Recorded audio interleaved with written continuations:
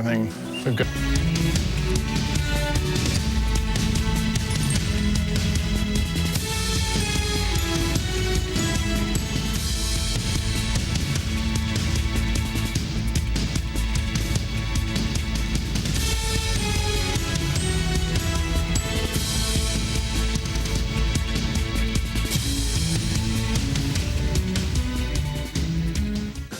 The O'Reilly Factor is on tonight. What is really going on inside Afghanistan? Is the U.S. military strategy against the Taliban working? We'll hear two differing opinions.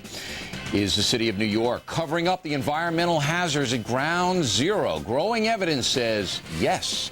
Are American mosques harboring terrorists, and should the FBI crack down on them? We'll take a look at that explosive situation. Caution. You're about to enter a no-spin zone. Factor begins in 90 seconds.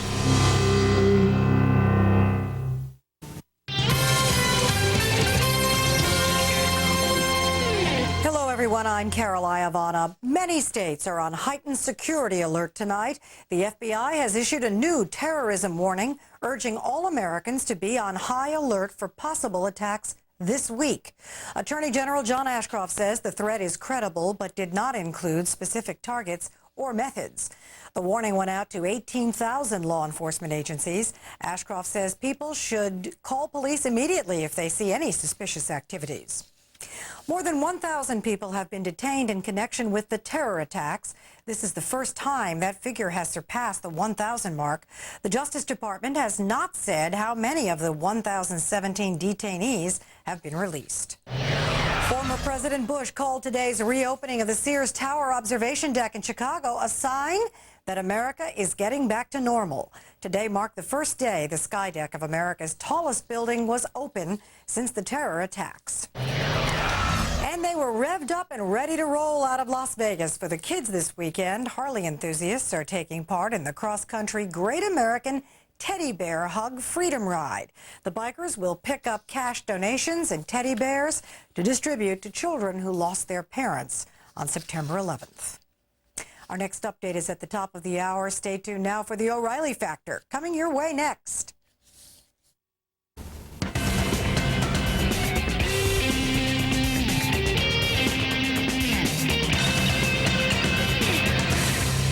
Hi, I'm Bill O'Reilly. Thanks for watching us tonight. Plenty of war news on tap for you, including growing doubt about the air war inside Afghanistan. But first, a talking points memo, some progress in getting donations to the families of the terror victims. 4 weeks after the Factor began investigating, the New York Times reported the story in its Sunday edition. The Times documented the problems getting the $1.2 billion now collected to the suffering families, said the Times. What has not been provided is a simple, comprehensive way for families to apply for the full range of help. The experience of dealing with the hundreds of charitable agencies and funds can be maddening. Well, that's what we've been saying for weeks. We're happy the Times has joined the chorus. And Talking Points is happy to tell you some things are getting better. The Red Cross is now committed to distributing most of the $530 million it has collected for the families, but not all of it. We'll tell you about that tomorrow. After appearing on The Factor, Red Cross President Dr. Bernadine Healy was forced to resign, largely because she wanted a long-term disbursement policy. Now, I respect Dr. Healy, but I know that Americans who donated money want that money to go to the suffering families now. Dr. Healy was simply wrong. Thankfully, the Red Cross is beginning to do the job. Jacqueline Eaton, whom we featured on The Factor, recently received more than $27,000 from the Red Cross. On the political front, the House Ways and Means Committee has asked The Factor for transcripts of the interviews we did with some family members, and a hearing is set for later this week on possible congressional oversight. In New York State, Attorney General Eliot Spitzer says he'll have a major announcement later this week about the money situation, and after that announcement, we are hopeful Mr. Spitzer will come on The Factor. So things are moving in the right direction, but are still far too chaotic. Talking Points continues to ask for the appointment of a charity czar to coordinate all the money and organizations. Finally, some politicians like Governor Pataki are mad at us for putting pressure on them. Well, what can I say? Public servants are answerable to the public. When people like Hillary Clinton and John Ashcroft refuse to answer relevant questions about important matters, we're going to tell you about it. Few other TV programs will do that because they don't want to anger powerful people. Obviously, we don't subscribe to that philosophy. For far too long, politicians have dodged and spun and hidden. The no-spin zone is here to track them down and flush them out. We have nothing against Governor Pataki. He just didn't do his job in the case of the families. That's indisputable. There's no way this charitable chaos should be going on. and the buck stops at the top. Just a few moments, we'll talk with the man running for the governorship of New Jersey, and he'll tell us what he'll do if elected. Governor Pataki is welcome anytime to do the same thing. And that's a memo. Now for the top story tonight, are we winning the war inside Afghanistan? Hard to tell. Joining us now from Washington is Frank Gaffney, former Assistant Secretary of Defense under President Reagan and President of the Center for Security Policy, and Peter Beinart, editor of the New Republic magazine. So, Mr. Beinart, you don't think we're doing all that well in Afghanistan? No, the Northern Alliance has not only not made any progress on Kabul, it's not made any progress on Mazar-e-Sharif or on Herat in the west. The reports are that their morale is poor, that they don't have enough supplies or weapons. They're vastly outnumbered. We haven't made any progress in encouraging defections in the Pashtun areas of the south. And there are reports in the paper that the Taliban soldiers have fuel, they have supplies, and that they're well dug in Kabul. So I don't see how we are winning. Well, do you believe in these media reports? You know the media is. They're kind of like second-guessing all the time. Why would you believe all of those negative reports? Well, it's true. It's hard to get good information, but the best information we have is from those few journalists in Afghanistan, either in the Northern Alliance areas, where there are a lot, or some who are actually in Taliban-controlled areas. And the reports we get from them are not good. Well, I know the Associated Press has a lady in Kabul, and her reports certainly aren't good. Mr. Gaffney, what do you think about all that? I think the war's going about as well as could be expected, and that doesn't contradict anything that Peter's just said. It's to be expected that the Northern Alliance is a ragtag bunch that's demoralized and that is not willing to throw itself at well-defended Taliban positions. It's to be expected that the Taliban is well dug in. They've had a long time to prepare, and this is one of the things that the Afghans are very good at, is trench warfare. All right, well, if that's holding true, the line. And I think that we are applying air power effectively, and it's going to take a while for it to actually work, hopefully in conjunction with ground forces that we don't have to provide. But isn't it pie in the sky? If the Taliban soldiers are fanatics, I don't know whether they are or not, but if they're fanatics, you can bomb them for the next year, and they're still in their little caves and trenches, and it's like the Japanese in World War II. I mean, we couldn't bomb Guadalcanal into rubble. You had to go in there and get them out, and that's going to mean a lot of dead Americans. Because I'm with Mr. Beinart. I don't think the Northern Alliance has the power to move those people out of there. Well, I don't think they do right now. And whether they, and frankly, we don't want them to do it by themselves. We'd like to see them doing it as part of a larger consortium of people because, frankly, the Northern Alliance isn't all that great company well, either. All right, but what can people? It got to be done? Americans and British soldiers, correct? No. But what I'm trying to get at, Bill, is I'm not sure whether it has to involve Americans going cave by cave or whether there are ground forces that are Afghanistani in nature and in character and in background so that they're not blaming us for bringing about this new fighting in Afghanistan. I think that's a terribly important thing to finesse if we can do it. Whether we can do it remains to be seen. I don't see how you could do it. So far, so good.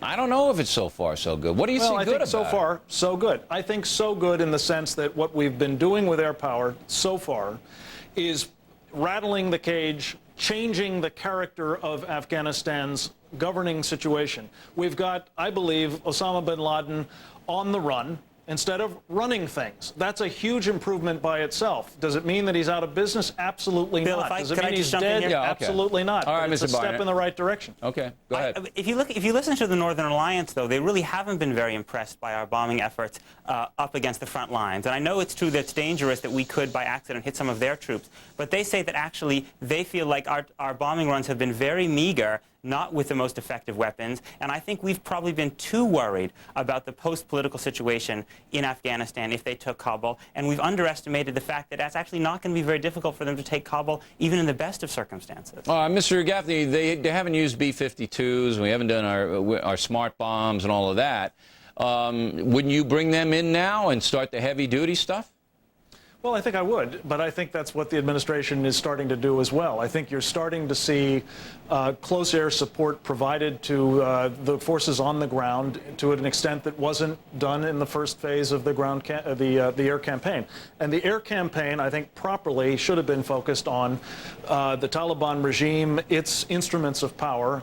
And as those are degraded, I think you're going to see a much better opportunity for forces on the ground. Again, I hope not American forces, but forces on the ground to take matters in their own hands and drive the Taliban and Osama bin Laden out of the country. All right. I don't know how we're going to do it without American forces on the ground, to tell you the truth. I don't know who that would be. Mr. Barnett, you know, we heard the same kind of echo from the media in the Gulf War and in Kosovo, in Serbia with the bombing. We heard the impatience of the media. We heard, oh, it's not going well, particularly in Kosovo. I remember when we were bombing Belgrade, we heard all this, oh, it's just terrible. It's not getting us anywhere. Serbians are still there. They're powerful. They're not going to move out. And in the end, we won that without losing anybody.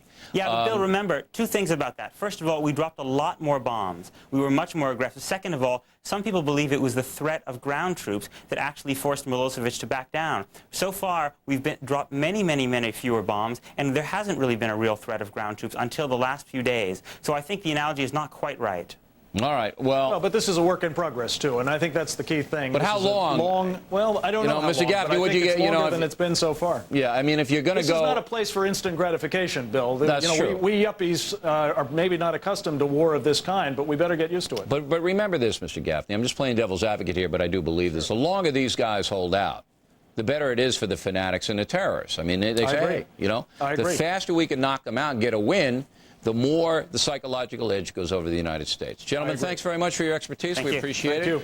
Next up is the city of New York covering up environmental problems at Ground Zero. You got to listen to this report. It's frightening. We'll be right back.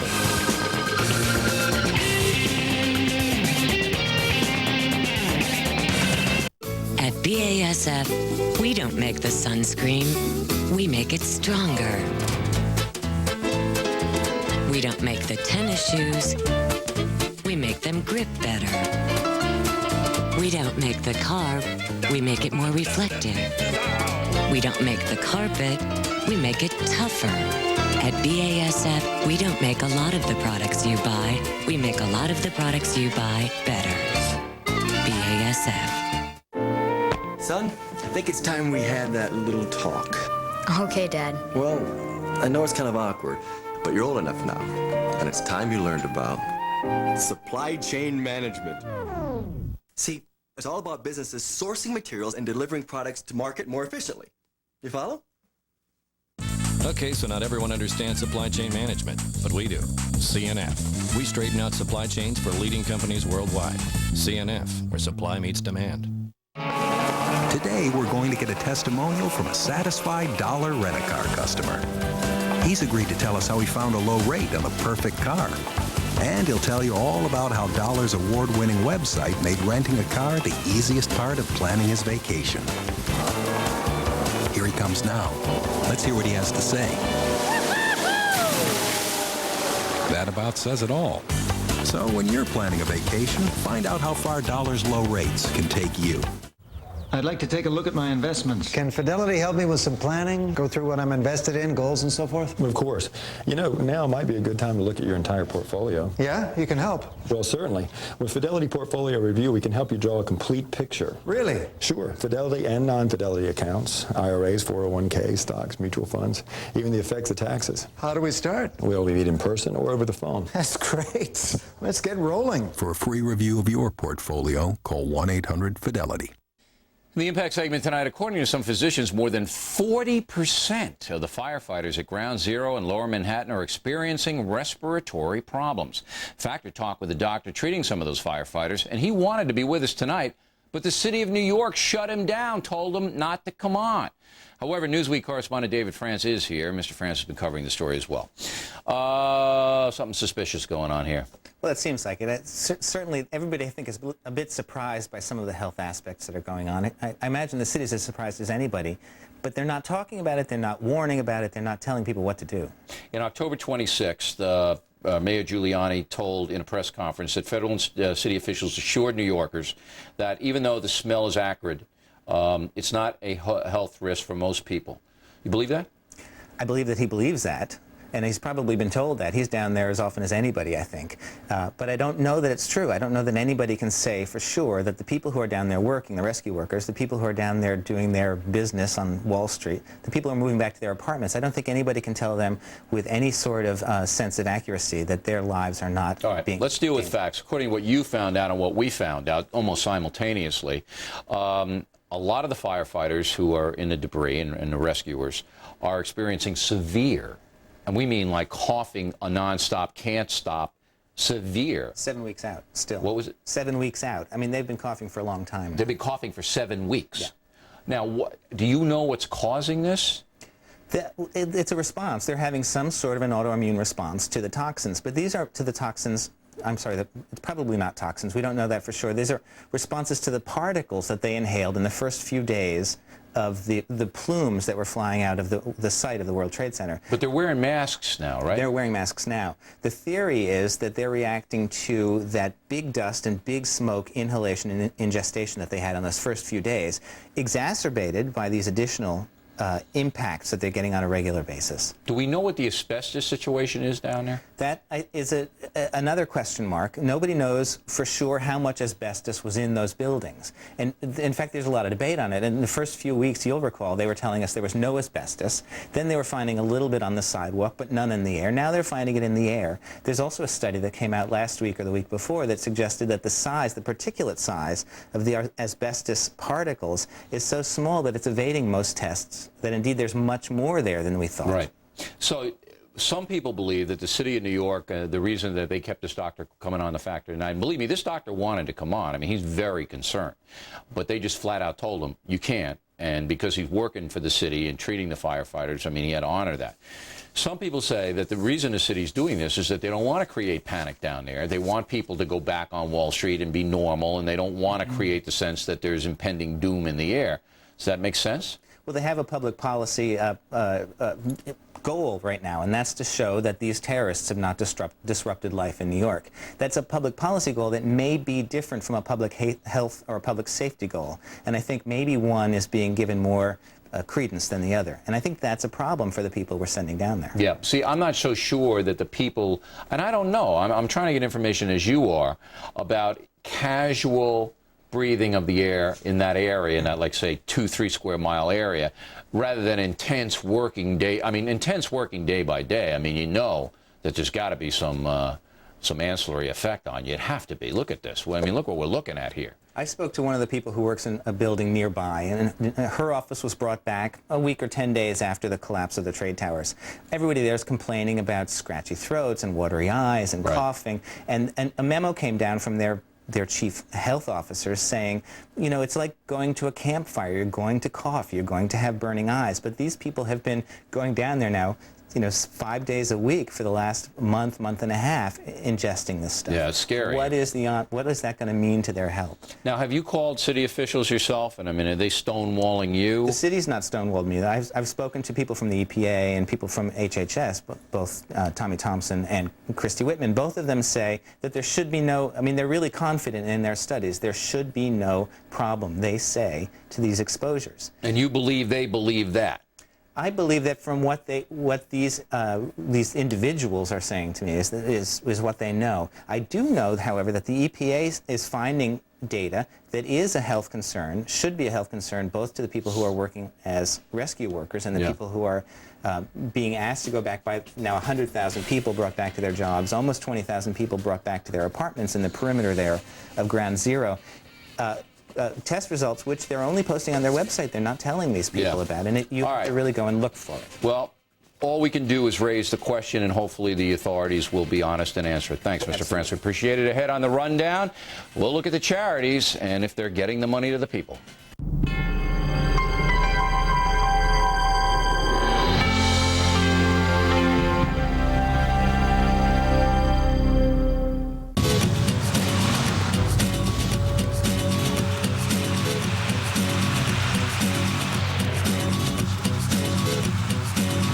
Success has always had its bumps and curves.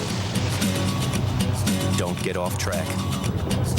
Now is the time you really need personalized advice and better information. Morgan Stanley. Move your money. Get well connected.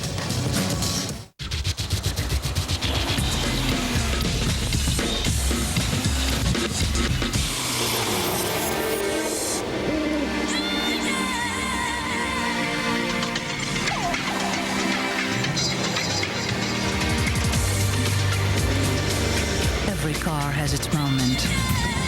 one has thousands per second. The new BMW 3 Series. In the past, serious and persistent mental illness meant only isolation and despair. But today, with better treatments and more support, there's new hope.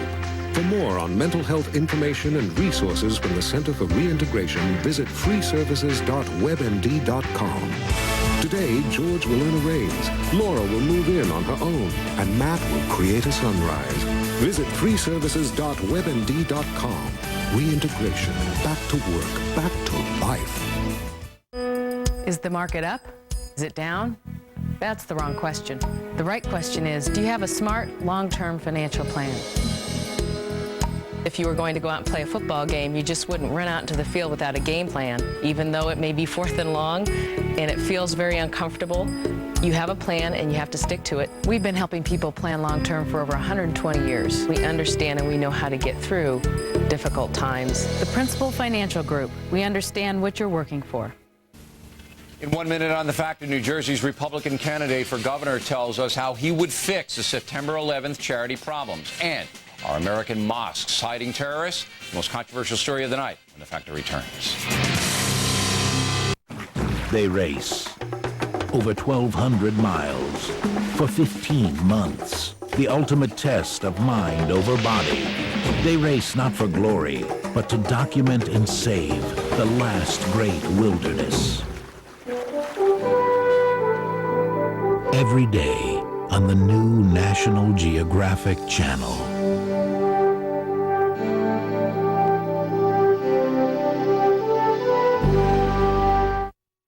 When you're looking to buy or sell a home, it's important to keep in touch with the local market.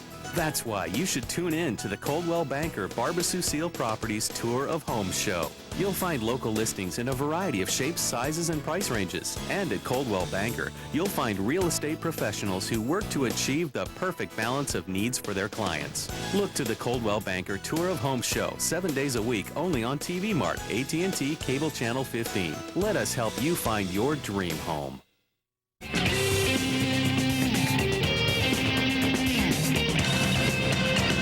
In the Factor follow-up segment tonight, as we told you in the Talking Points memo, the federal government and New York State are finally getting involved in tracking the charitable money donated to the families of the terror victims. What is still lacking, though, is overall coordination of the 160 charities set up to help these people. That situation remains chaotic with little accountability.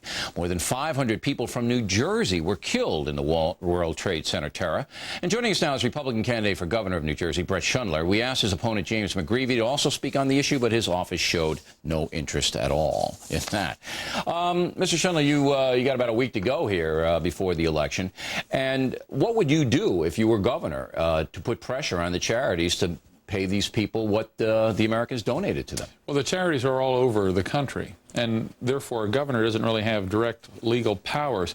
But I think J.D. Hayworth's proposal that you have Congress establish a effort to make sure those monies get to the victims is extremely well directed. I think we ought to make sure that you do have a federal initiative, that you do get those dollars to the families as rapidly as possible. You're talking about 15,000 children potentially and $1 billion worth of assistance, and yet those families aren't getting help at all right now. Some of them are, but the situation remains so confused. That's what I'm worried about. Imagine if your wife died. I mean, you don't want to be standing on a line filling out forms, and I mean, you're grieving, you got children at home. You don't know where to go. Right. I mean, when you have 160 charities. And what I want is an overseer, somebody like George Mitchell or somebody who's experienced in these kinds of things, to be set up and coordinate state of New York, state of New Jersey, Washington, D.C., and the federal government. Does that make sense? I think it does. And the fact is that the people who are giving, they believe that their money is getting to those victims, and they ought to be able to know that their money is getting to those victims.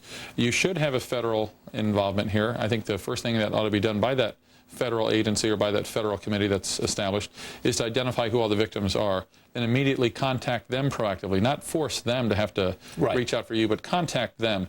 Let them know that money will be coming, and then I see nothing wrong with passing a federal law that those dollars be dispersed immediately. All right, so you would try to encourage the feds, and they're doing it this week. They're going to meet this week. Hopefully we'll have an answer by the end of the week. I was very disappointed in Governor Pataki. I mean, he's a Republican like you, and you know, he did a good job along with Giuliani in raising morale of the city and being where he should have been happened during the disaster.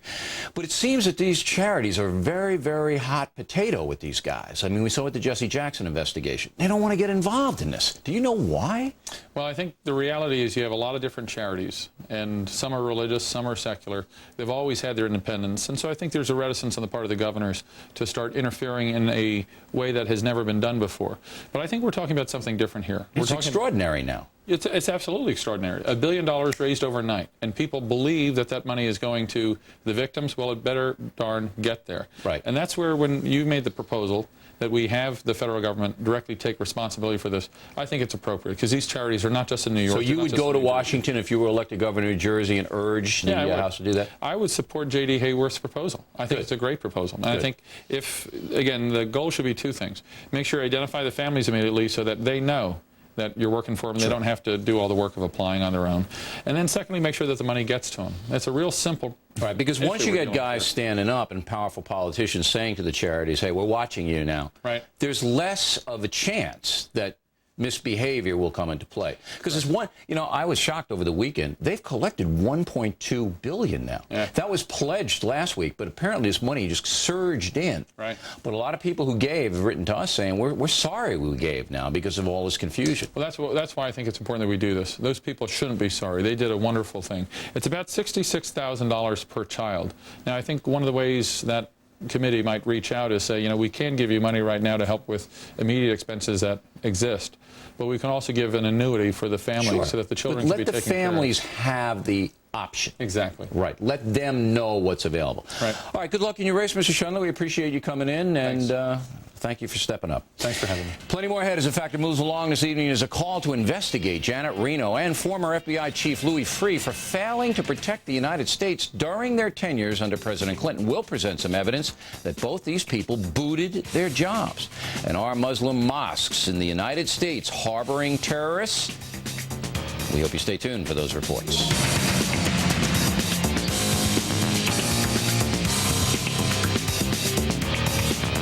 How many Tums did you take right in front of the wedding planner? You snuck one, too.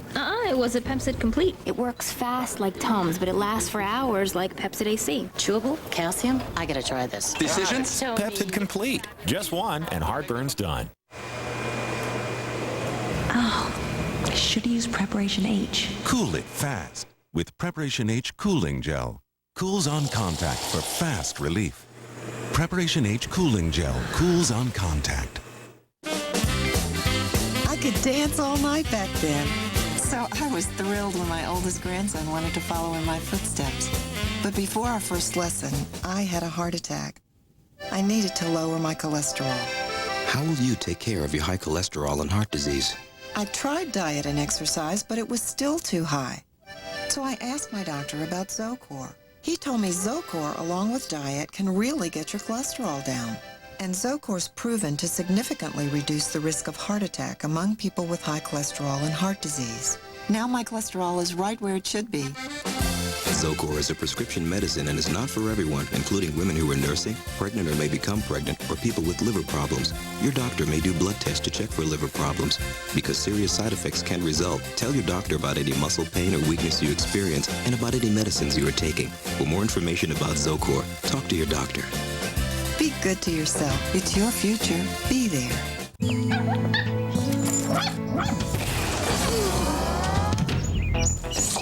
It's gotta be the Puppy Chow. Purina Puppy Chow builds strong bones and muscles and supports a healthy immune system so he can keep on amazing you year after year. Incredible puppy food, incredible puppies. Purina Puppy Chow brand. For the same great nutrition year after year, feed him Purina Dog Chow. The Political Pulse, the war on terror. From the nation's capital, our Team Washington, with breaking news, exclusive interviews, and live updates. Special report with Brit Hume. Tonight, home front security. The nation's governors meet. What each state needs to combat terror and keep you safe. Catch Special Report with Brit Hume. Tonight at 1, are you sitting next to a terrorist? Robert Poole on the dangers of foreign airlines. Then at 2, it's powerful debate as all sides collide.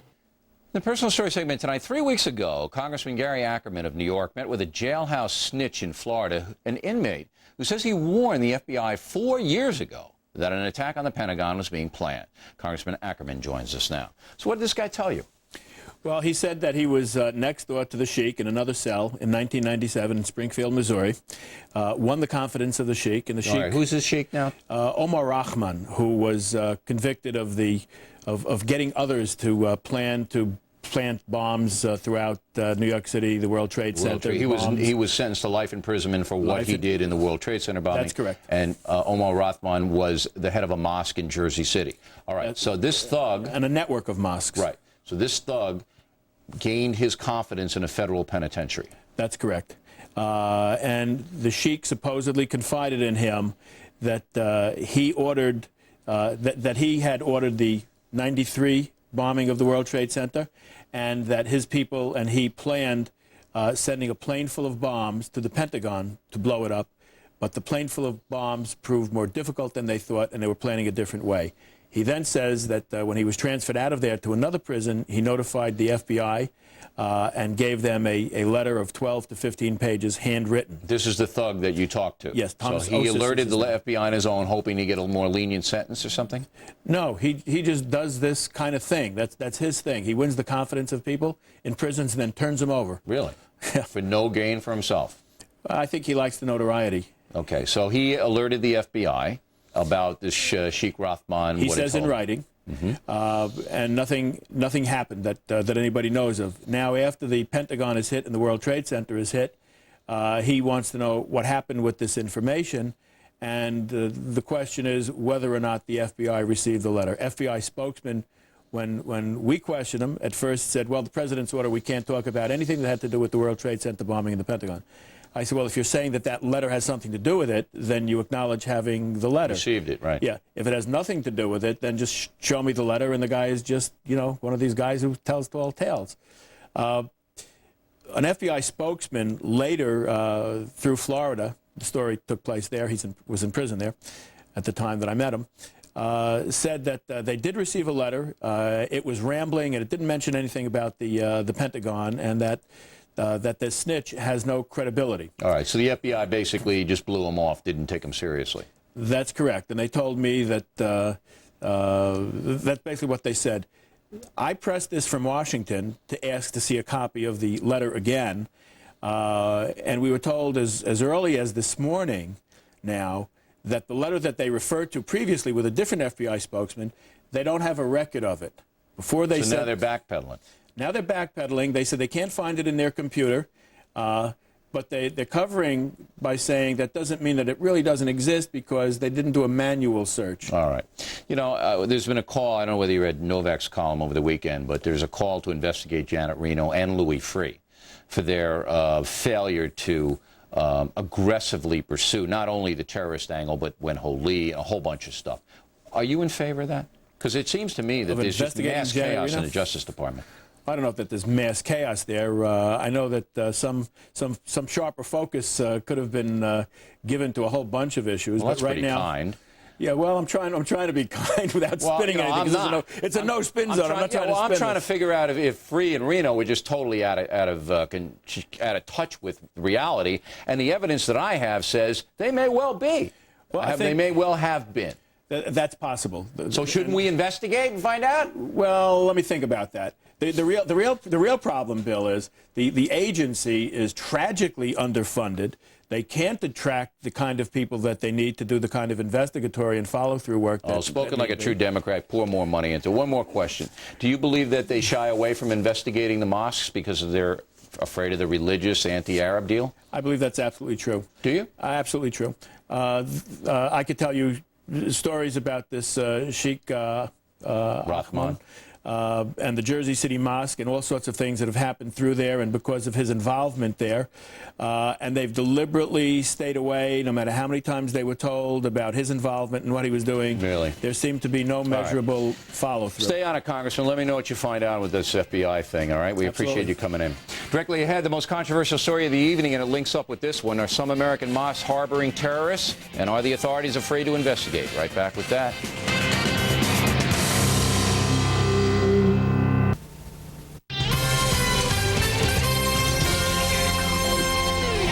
everyone, I'm Carol Iavana. Tense moments at Dulles Airport just hours ago. American Airlines Flight 785 made an unscheduled landing after a threatening note was found on board Monday night.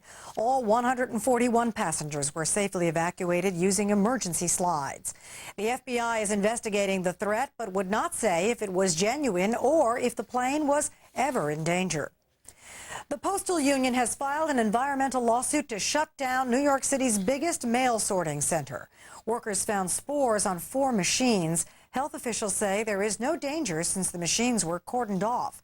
But the union says the Postal Service is storing and transporting hazardous substances without a permit. A new anthrax case in New Jersey. A woman in Hamilton Township has contracted skin anthrax. She's the first person in the state infected who is not a postal worker. 6 people have tested positive in New Jersey. Mayor Rudy Giuliani is expected to give a press conference on a new anthrax case shortly, and we will carry that live. 7 weeks after the World Trade Center terror attacks, another body has been recovered from the wreckage. Workers at the site held a short memorial to honor the victim. 4,136 people are still missing since the September 11th attacks. More news at the top of the hour. The O'Reilly Factor continues after the break. The Cadillac DeVille DTS. Expect to handle the conditions, no matter where the road takes you. Expect to see things in the dark, well beyond the range of your headlights. And expect the Guardian Angel to come as standard. DeVille DTS, the fusion of design and technology. Cadillac. Used to be I could set fire to the keyboard, but recently it felt like my arthritis was choosing the notes. I thought my jazz days were numbered, but my doctor said no way. For minor arthritis, you've got to keep those joints moving, and he recommended Advil to make it easier. It's strong enough to let me control the pain, and Advil is gentle on my stomach. Hear that? That's me playing again. Take Advil and take control. No music says New York like the unforgettable melodies of Leonard Bernstein's classic West Side Story. Grammy-winning violin virtuoso Joshua Bell brings the beautiful melodies Somewhere, Tonight, and Maria to life on his best-selling new album, West Side Story Suite. Over 1 hour of music, specially arranged for violin and orchestra. West Side Story Suite also features songs from On the Town and Candide. This is Bernstein's best-loved music as you've never heard it before. Joshua Bell, Bernstein's West Side Story Suite, a timeless tribute to New York from one of America's most legendary composers and one of today's premier violinists. To order Joshua Bell, Bernstein's West Side Story Suite, call the number on your screen or send a check to the address shown. Order now. Thanks for staying with us. And Bill O'Reilly in the Unresolved Problems segment tonight. Are some American mosques harboring terrorists? Last week we reported that a Muslim cleric in New York City. Hello, everyone. I'm Carol Iavana, and this is a Fox News alert. Mayor Giuliani is holding a press conference at this hour to talk about a new anthrax case. Let's listen in. Who works at Manhattan Eye, Ear, and Throat Hospital that appeared to have symptoms of anthrax. Let me tell you the history of it and what we're doing so that tomorrow morning, when the people who arrive at work have to be directed to different places, they'll understand what's happening. This woman who works at Manhattan Eye, Ear, Nose, and Throat Hospital on 210 East 64th Street, on Thursday, she began to develop some symptoms. She's 61 years old. She works at the hospital. She lives in the Bronx. She works in an area of the hospital near the mailroom, but not in the mailroom. The first symptoms she developed on Thursday were chills and muscle ache. She came to work on Thursday. She came to work on Friday. By Sunday, the symptoms had gotten very serious. And late Sunday evening, about 11 p.m., I believe it was, she came to Lenox Hill Hospital, where she was in very serious condition and eventually was put on a respirator. Microscopic examination sometime, I imagine, earlier today indicated rod-shaped bacillus that was consistent with anthrax. That would be very preliminary analysis. About an hour and a half ago, the results of the PCR test came back, and the results that came back were positive for inhalational anthrax. Now, that's a preliminary test. We won't know definitively until sometime tomorrow whether it actually is anthrax. But we're advised that we have to proceed on the theory and on the assumption to protect people that it is inhalational anthrax. Again, I emphasize we won't know the answer to that until sometime later tomorrow. As a result of all of this information, earlier this evening we sent the hazmat unit to Manhattan Eye and Ear Hospital. They took altogether about 40 environmental samples, 10 from in and around the mailroom, 30 others from Manhattan Eye and Ear Hospital. Those results will not be back until sometime tomorrow morning. The first 10 will be back earlier. The first 10 will be back earlier, and the others will be back a little later in the day. And we also took nasal swabs and put a number of people on prophylaxis. 25, I think, prescriptions were issued. The PCR test is a preliminary test. It's positive for inhalational anthrax. We won't have further results until tomorrow. So as a precaution, we went about doing the tests.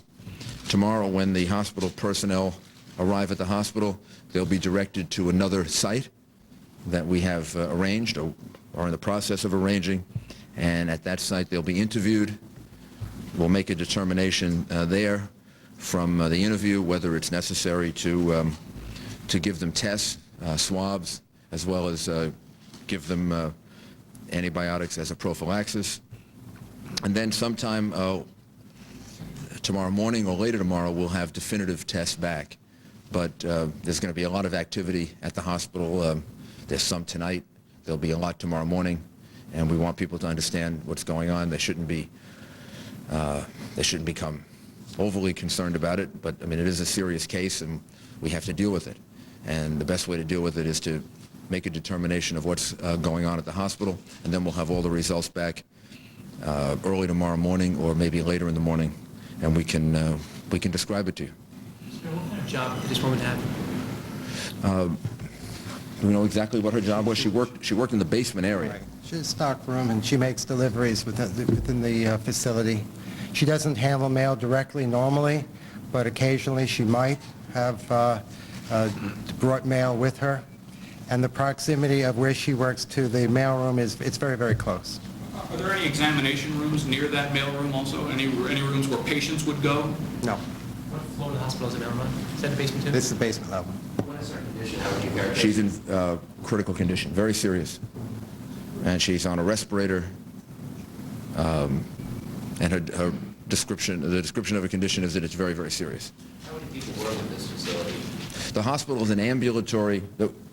The hospital, Manhattan Eye, Ear, and Throat Hospital, is an ambulatory hospital, by and large. So that the fact that we're going to interrupt their activities tomorrow is not the same thing as it would be at a hospital where people are staying over.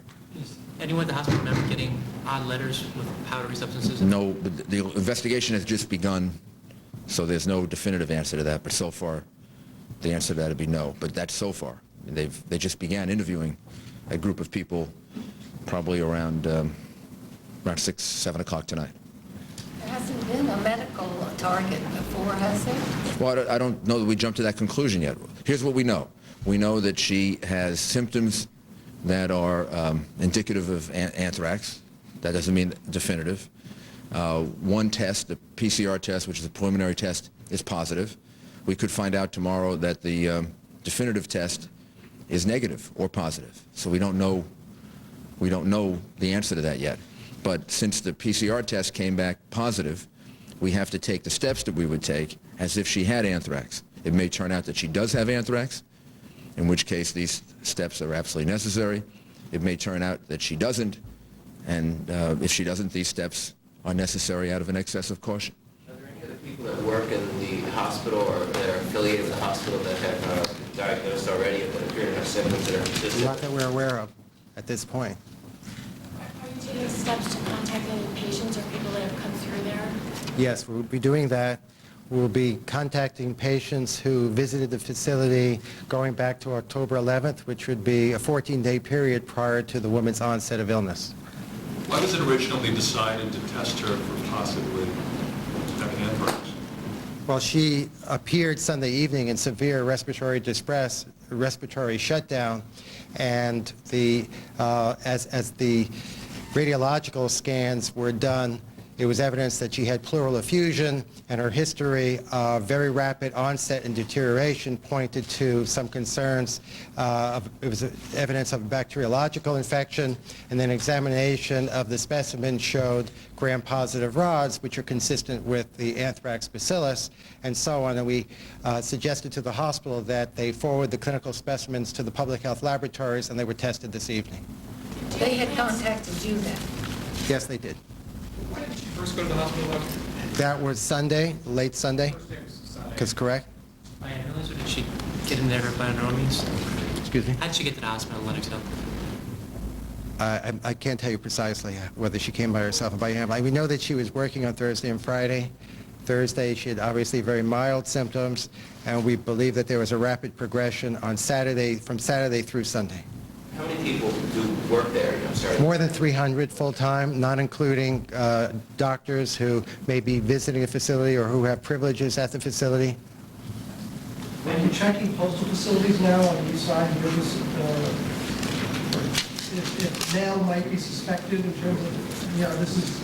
As part of this investigation, we will be doing that. We'll be looking at the routes of mail that would come to this facility and what postal stations they might be passing through, and we'll be looking closely at those facilities, determining whether there's any evidence of illness along those routes, and possibly doing environmental sampling of those facilities as well. Mr. Mayor, if I can follow up on that. We've now had a case in New Jersey today, apparently, where someone who did not work in a post office got skin anthrax on the head. Now we have this case, someone who doesn't work in a post office or isn't a direct target of his vicinity. Is this starting to, I guess, spiral or grow? No, I don't think I would say that from. I don't know the case in New Jersey, but I don't think I would say that from this case. This is one case. It's still at a preliminary stage.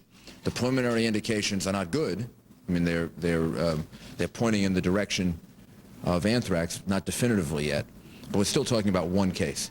So I would not use the word spiraling to describe the case, and I would tell people to remain calm. This is one case. We have to investigate it. We don't know if there's a connection to the hospital yet. People shouldn't jump to that conclusion yet, and give us a chance to gather all the facts. We thought we should give you this information tonight because people are going to arrive at the hospital tomorrow morning, and they're not going to know what's happening to them. And the fact is that they will not. They won't go into the hospital. We'll take them to another facility. We'll interview them. We'll try to get the information from them that we need and that you want, and then we will we'll take appropriate precautions for them so that they're safe.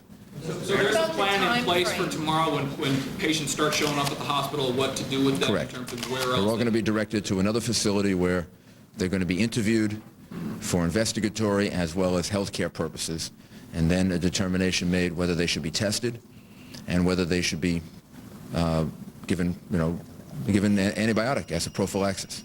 Patients in Hospitals or medical facilities? Do you have any? Are you going beyond this one facility? Right now, there's at this point there'd be no reason to do that. Pieces were back and started back in September. I think the letters were mailed back then. Is this a different time frame? I don't know that we would know that yet, but I don't think we would know that yet. Let's see what the definitive results are on the test first. Right now, the preliminary test is positive for anthrax. It seems to be moving in that direction, but it may not end up there. So let's take the steps that we should take as if it is, but not jump to the conclusion yet. Can you determine if the mail that goes to that hospital would come through the Morgan Center?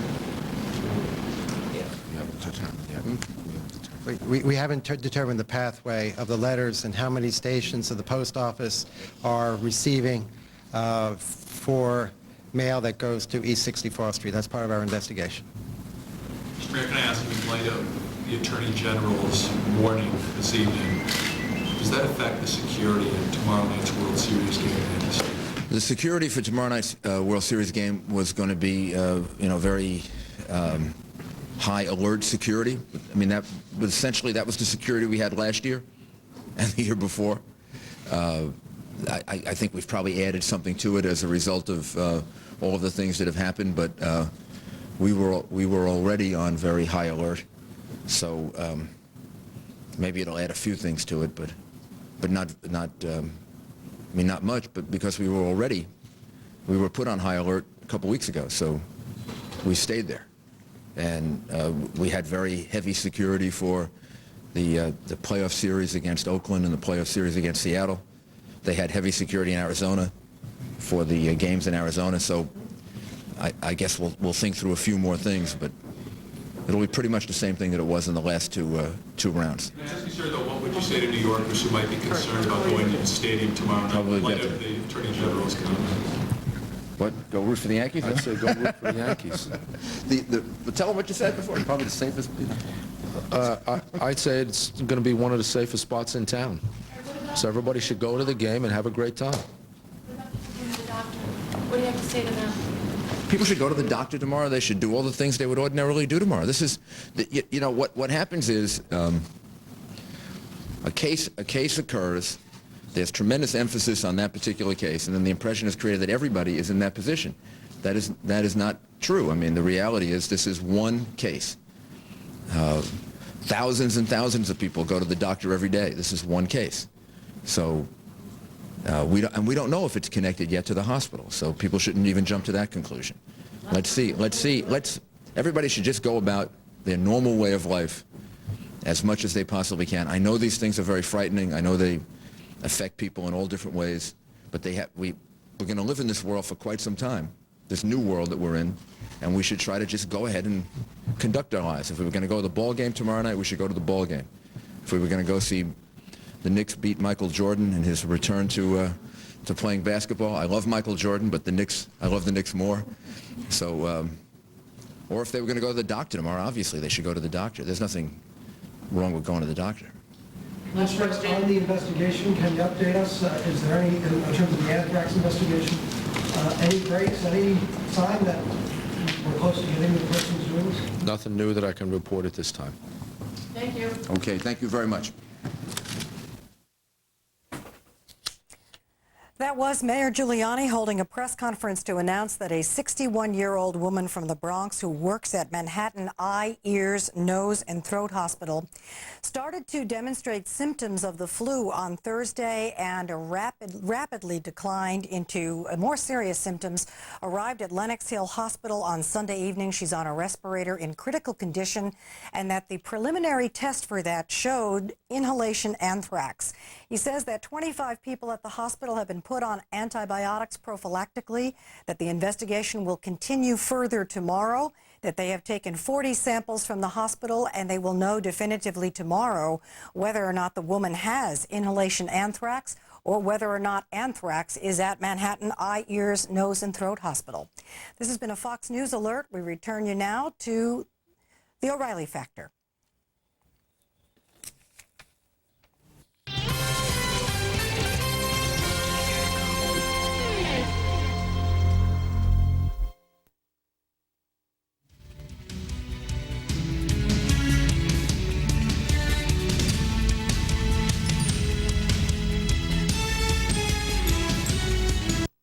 I'm a regular guy, but sometimes I can be such a dunce. Like when I go on vacation. I always wonder if I'm paying too much for the rental car. Then I heard about the Dollar Rent-A-Car website at dollar.com. The rates were so good, I couldn't contain my excitement. Saving money was so quick and easy, and wow, my Dollar rental car was right at the airport. Next time, you know where to go.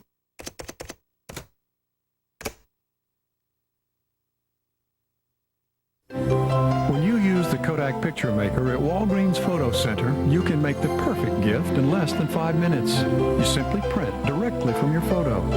You can even improve your photos by cropping, reducing red eye, or adding borders and text. Even save your new print on a floppy disk to take with you. The Kodak Picture Maker at Walgreens, where America takes its pictures. Now buy one Kodak Picture Maker sheet for $6.99 and get a second one free at Walgreens. We're about providing financial solutions for people at growing companies. That's what we do at the Principal Financial Group. These are uncertain times. Everyone's very emotional right now. We understand the best companies are those that care about keeping their best employees. And as the nation's 401k leader, we have more plans than anyone. We can help secure the financial future of your employees, which will keep you working together a long, long time. The Principal Financial Group. Call us if we can help.